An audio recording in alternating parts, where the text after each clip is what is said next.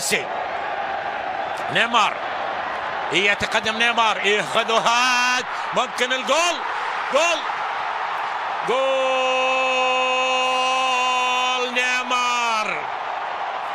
نيمار يسجل الهدف الأول لبرشلونة. يا الله، لاحظ ملعب المباراة ميدولاند، لاحظ ملعب المباراة، يعني 82,000 متفرج يستمتعون الآن بمشاهدة الهدف الأول.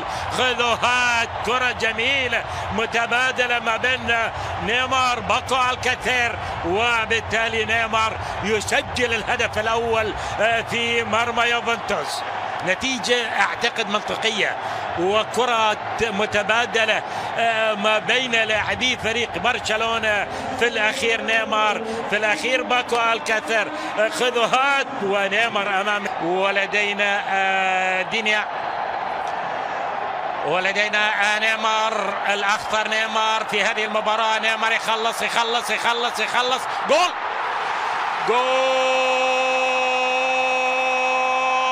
ثاني للبرازيلي المتألق نيمار.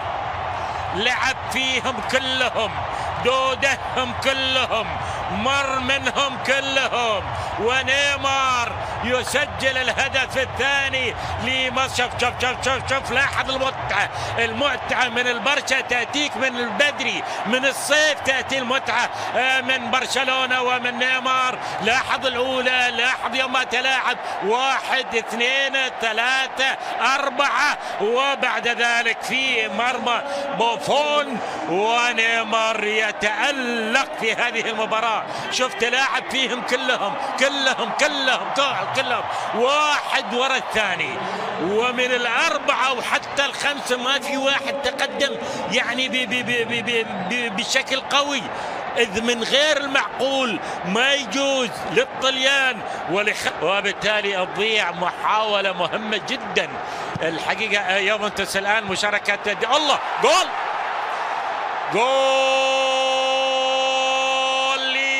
ليوفنتوس. ديبالا وأورتالا شال الكرة، ولكن هذه كرة لا ترد على الإطلاق.